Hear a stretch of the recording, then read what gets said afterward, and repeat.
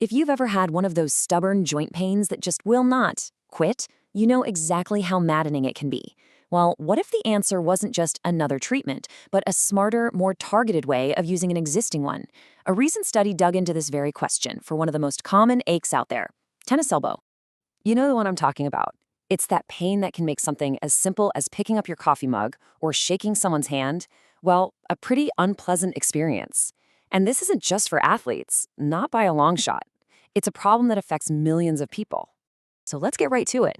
Where is this pain actually coming from? Well, you can see it right there. That arrow is pointing to the common extensor tendon, right where it attaches to the bone. This little spot, this is ground zero for what doctors call lateral epicondylitis, but what we all just call tennis elbow. Okay, so before we jump into the potential solution, let's just quickly get on the same page about what's actually going wrong inside that elbow. Now, what's really interesting here is that it's not really an inflammation issue, like you might think. It's more of a slow breakdown, a degeneration of that tendon tissue from overuse. It's basically a series of tiny, repeated injuries that just never get a fair chance to heal up properly. So how in the world do you treat that kind of chronic breakdown? Well, researchers are looking at a really fascinating technology called shockwave therapy. But, and this is the key, it turns out not all shockwaves are the same. And that brings us to the two main contenders in this study. In one corner, you've got focal shockwave therapy. Think of it as a super targeted approach. And in the other corner, you have a combined therapy that uses two different kinds of waves for more of a two-pronged attack. So let's break that down. First up, we have focal waves. And the laser pointer analogy is perfect. These are designed to be incredibly precise, sending this concentrated pulse of energy deep, deep into the tissue, right to the heart of the problem, to try and kickstart that healing process. And then you've got the other type, radial waves. And if focal waves are a laser pointer, these are more like a flashlight. The energy is strongest right at the surface, and then it spreads out, treating a much broader, less deep area. The idea here is that this might help with all the surrounding muscle tension and improve blood flow. So, this leads to the million-dollar question. Is one of these approaches better? Or could combining them, hitting the problem from two angles at once, be the real key?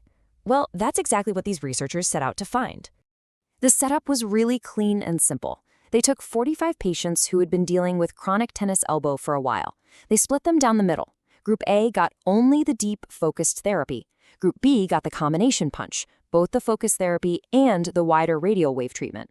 Then they just tracked everyone's progress over the next 6 months. And you can see from this chart, this wasn't some casual experiment. This was a really rigorous process, from how they selected the patients, to splitting them into groups, and making sure the follow-ups were consistent. It's all designed to get a really clean, really reliable answer. All right, the stage is set. We've got our two treatments going head-to-head. Let's get to the good part and see what actually happened. At the end of the day, this is the question that matters most, right? If you're in pain, you don't just want to get better eventually. You want to know what's going to help you get back to your life as quickly as possible. And boom, here is our first big result. This is looking at pain scores after just 4 weeks. And remember, lower is better. Look at that difference. The combined therapy group was already down to a 3 on the pain scale. The group with only the focused therapy still up around a 4.4. That is a huge, noticeable difference in how you'd feel day to day, just 1 month in. And it wasn't just about feeling less pain. This chart shows how well they could actually use their arm. And again, at that same 4-week mark, the combined therapy group scored significantly better. That means all those little things, picking up a bag, opening a jar, were already getting a whole lot easier for them. This table really just lays it all out, doesn't it? It's crystal clear. Whether you're looking at pain or function at 4 weeks or even 3 months in, the group that got the combined therapy had a significant measurable lead. The two-pronged attack was absolutely the short-term winner. So let's zoom out. What's the bottom line here? What does all this data mean for anyone who's actually dealing with this kind of nagging injury? Well, here's the main takeaway. While both therapies did eventually help, the combined approach just flat out worked faster. It seems like there's this powerful synergistic effect going on. You get the deep healing from the focused waves, plus that broad, superficial treatment from the radial waves. It's like you're attacking both the root of the problem and all the surrounding tension at the same time. And that just seems to speed up the whole recovery process.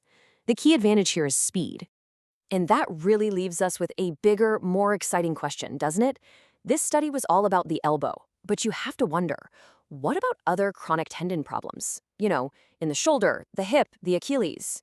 Could this idea of a combined deep and wide therapy be the key to unlocking faster healing across the board? It's a shocking, but definitely a very promising idea.